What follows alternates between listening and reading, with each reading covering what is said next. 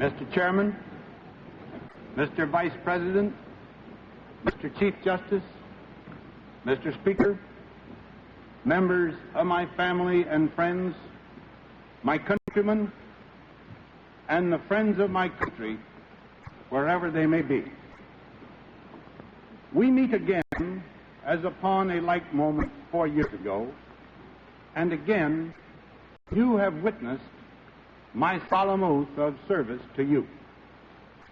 I too am a witness today, testifying in your name to the principles and purposes to which we as a people are pledged. Before all else, we seek upon our common labor as a nation the blessing of Almighty God. And the hopes in our hearts fashion the deepest prayers of our whole people. May we pursue the right without self-righteousness. May we know unity without conformity. May we grow in strength without pride in self. May we, in our dealings with all peoples of the earth, ever speak truth and serve justice. And so shall America, in the sight of all men of goodwill, prove true to the honorable purposes that bind and rule us as a people in all this time of trial through which we pass. We live in a land of plenty, but rarely has this earth known such peril as today. In our nation, work and wealth abound. Our population grows. Commerce crowds our rivers and rails, our skies, harbors, and highways. Our soil is fertile, our agricultural culture productive.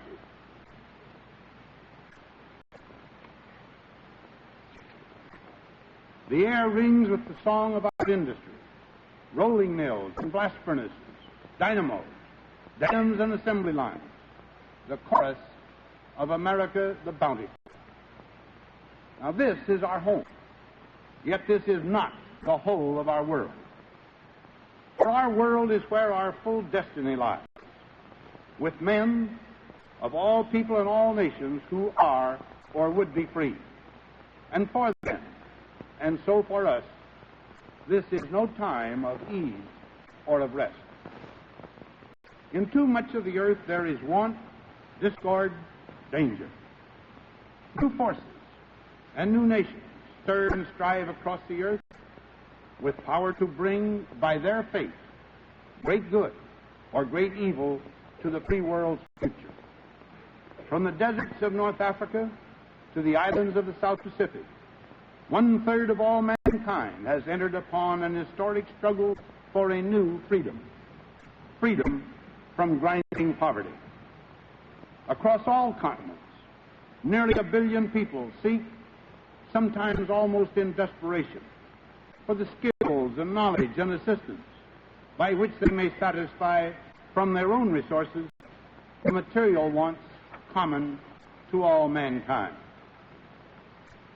No nation, however old or great, escapes this tempest of change and turmoil. Some, impoverished by the recent World War, seek to restore their means of livelihood. In the heart of Europe, Germany still stands tragically divided. So is the whole continent divided, and so too all the world. The divisive force is international communism and the power that it controls. The designs of that power, dark in purpose, are clear in practice. It strives to seal forever the fate of those it has enslaved. It strives to break the ties that unite the free. And it strives to capture, to exploit for its own greater power, all forces of change in the world, especially the needs of the hungry and the hopes of the oppressed. Yet the world of international communism has itself been shaken by a fierce and mighty force, the readiness of men who love freedom to pledge their lives to that love. Through the night of their bondage, the unconquerable will of heroes has struck with the swift, sharp thrust of lightning. Budapest is no longer merely the name of a city. Henceforth, it is a new and shining symbol of man's yearning to be free.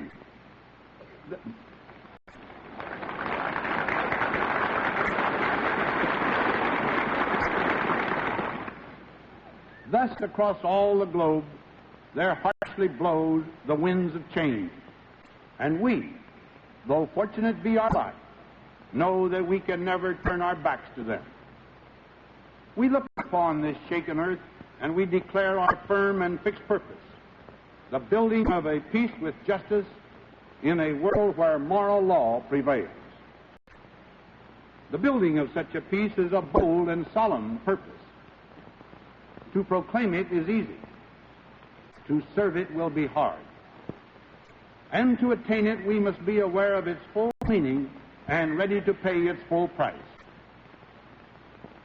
We know clearly what we seek and why. We seek peace, knowing that peace is the climate of freedom. And now, as in no other age, we seek it because we have been warned by the power of modern weapons that peace may be the only climate possible for human life itself. Yet this peace we seek cannot be born of fear alone. It must be rooted in the lives of nations.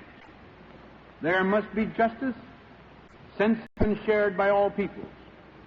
For without justice, the world can know only a tense and unstable truce. There must be law, steadily invoked and respected by all nations. For without law, the world promises only such meager justice as the pity of the strong upon the weak. But the law of which we speak, comprehending the values of freedom, affirms the equality of all nations, great and small. Splendid as can be the blessings of such a peace, high will be its cost.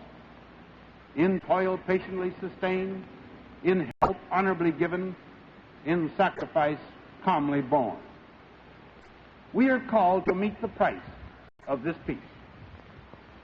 To counter the threat of those who seek to rule by force, we must pay the cost of our own needed military strength and help to build the security of others.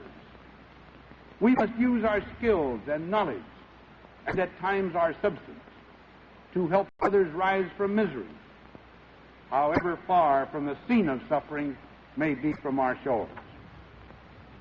For wherever in the world a people knows desperate want, there must appear at least the spark of hope, the hope of progress, or there will surely rise at last the flames of conflict. We recognize and accept our own deep involvement in the destiny of men everywhere. We are accordingly pledged to honor and to strive to fortify the authority of the United Nations. For in that body rests the best hope of our age for the assertion of that law by which all nations may live in dignity.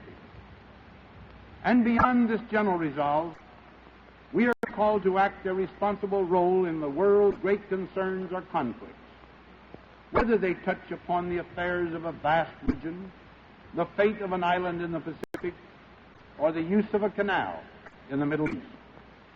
Only in respecting the hopes and cultures of others will we practice the equality of all nations.